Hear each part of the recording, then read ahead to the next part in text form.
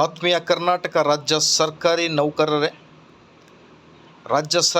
ನೌಕರರ ತುಟ್ಟಿ ಭತ್ಯೆ, ಪಿಂಚಣಿದಾರರ ತುಟ್ಟಿ ಪರಿಹಾರದ ಕುರಿತು ಒಂದು ಬ್ರೇಕಿಂಗ್ ಅಪ್ಡೇಟನ್ನು ತಮ್ಮೊಂದಿಗೆ ಶೇರ್ ಮಾಡ್ತಾ ಇದ್ದೀನಿ. ವಿಡಿಯೋನ ಸ್ಟಾರ್ಟ್ ಮಾಡೋಣ ವೀಕ್ಷಕರೇ. ಅದಕ್ಕಿಂತ ಮುಂಚೆ ನೀವು ಕೊಡುವ ಒಂದೇ ಒಂದು ಲೈಕ್ ನಮಗೆ ಸಪೋರ್ಟ್ ಆಗಿರುತ್ತೆ. ದಯಮಾಡಿ ವಿಡಿಯೋನ ಲೈಕ್ ಮಾಡಿ ವೀಕ್ಷಕರೇ. ಅದರ ಜೊತೆಗೆ ನಮ್ಮ ಯೂಟ್ಯೂಬ್ ಚಾನಲನ್ನು ಕೂಡ ಸಬ್ಸ್ಕ್ರೈಬ್ ಮಾಡಿಕೊಳ್ಳಿ. ಸರ್ಕಾರಿ ನೌಕರರ ತುಟ್ಟಿ ಭತ್ಯೆ ಮತ್ತು ತುಟ್ಟಿ ಪರಿಹಾರದ ಕುರಿತು ಒಂದು ಲೇಟೆಸ್ಟ್ ಅಪ್ಡೇಟನ್ನು ತಮ್ಮೊಂದಿಗೆ ಶೇರ್ ಮಾಡ್ತಾ ಇದ್ದೀನಿ.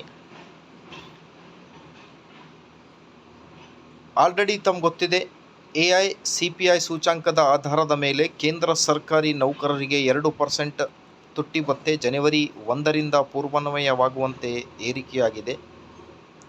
ಹಾಗಾಗಿ ಕರ್ನಾಟಕ ರಾಜ್ಯ ಸರ್ಕಾರಿ ನೌಕರರಿಗೆ ಈಗ DA ಹೆಚ್ಚಳ ಎಷ್ಟು ಫಿಕ್ಸ್ ಆಗುತ್ತೆ? ಆಲ್ರೆಡಿ ಬಹಳಷ್ಟು ಸೋಷಿಯಲ್ ಮೀಡಿಯಾಗಳಲ್ಲಿ 2% ಏರಿಕೆಯಾಗಿದೆ, 3% ಏರಿಕೆ ಆಗಿದೆ ಅನ್ನೋದ್ರ ಬಗ್ಗೆ ಚರ್ಚೆಗಳು ಜೋರಾಗಿ ನಡೆದಿವೆ. ಬಟ್ ಸರ್ಕಾರದಿಂದ ಇನ್ನೂ ಯಾವುದೇ ಅಧಿಕೃತವಾಗಿ ಆದೇಶ DA ಮತ್ತು DR ಕುರಿತು ಬಂದಿಲ್ಲ.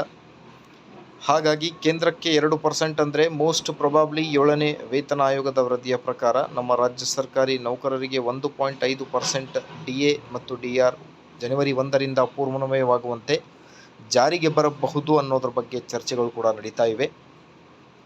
ರಾಜ್ಯ ಸರ್ಕಾರಿ ನೌಕರರ ಸಂಘದ ರಾಜ್ಯಾಧ್ಯಕ್ಷರಾದ CS ಷಡಾಕ್ಷರಿ ಸರ್ ಅವರು ಕೇಂದ್ರದ ಮಾದರಿಯಲ್ಲಿ ವೇತನವನ್ನು ನೀಡಬೇಕು ಅನ್ನೋದ್ರ ಬಗ್ಗೆಯೂ ಕೂಡ ಸರ್ಕಾರಕ್ಕೆ ಮನವಿಯನ್ನು ಮಾಡ್ತಾ ಇದ್ದಾರೆ. ಹಳೆ ಪಿಂಚಣಿ ಯೋಜನೆ ಕೂಡ ಜಾರಿ ಆಗಬೇಕಿದೆ, ಆದಷ್ಟು ಬೇಗ ಜಾರಿಯಾಗಲಿ. ಕರ್ನಾಟಕ ಸರ್ಕಾರದಿಂದ ಅಧಿಕೃತ ಆದೇಶ ಬಂದ ಮೇಲೆ ತಮ್ಮೊಂದಿಗೆ ಎಲ್ಲ ಲೇಟೆಸ್ಟ್ ಅಪ್ಡೇಟ್ಗಳನ್ನು ಶೇರ್ ಮಾಡ್ತೀನಿ. ಟಿಲ್ ದೆನ್ ಪ್ಲೀಸ್ ವೀಕ್ಷಕರೇ, like, share and subscribe. Thank you.